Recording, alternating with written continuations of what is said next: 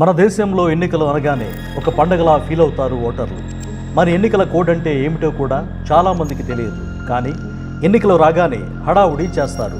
అయితే ఎన్నికల కమిషన్ ఎన్నికల షెడ్యూల్ను ప్రకటించిన తర్వాత ఎన్నికల నియమావళి అమలులోకి వస్తుంది. కాబట్టి ప్రతి ఒక్కరూ ఎన్నికల కోడ్ అంటే ఏమిటో తెలుసుకోవాలి. ఎన్నికల నిర్వహణలో కీ రోల్ ఎన్నికల కోడ్దే. దీనికి 1960లోనే అడుగులు పడ్డాయి. కేరళ అసెంబ్లీ ఎన్నికల సమయంలో తొలిసారి వీటికి బీజం పడింది.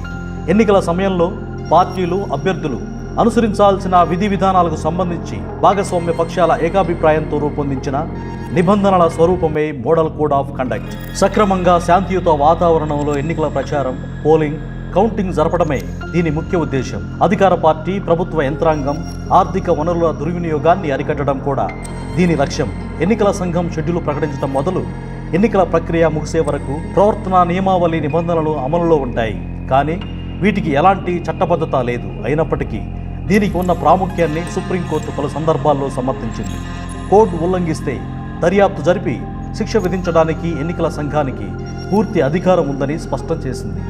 మన దేశంలో 1968 నుంచి 69లో జరిగిన మధ్యంతర ఎన్నికల సమయంలో మినిమం కోడ్ ఆఫ్ కండక్ట్ పేరుతో సెప్టెంబర్ 26, 1968న ప్రవర్తన నియమావళిని తొలిసారి జారీ చేసింది.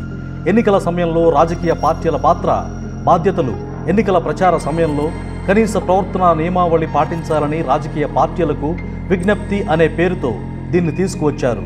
ఆ తర్వాత 1972, 1982, 1991, 2013లో నియమావళిని సవరించారు.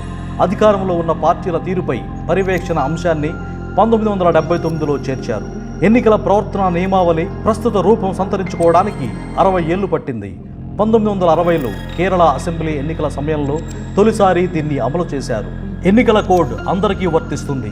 నిబంధనలను ఉల్లంఘిస్తే ఎవరైనా సరే శిక్షార్హులే.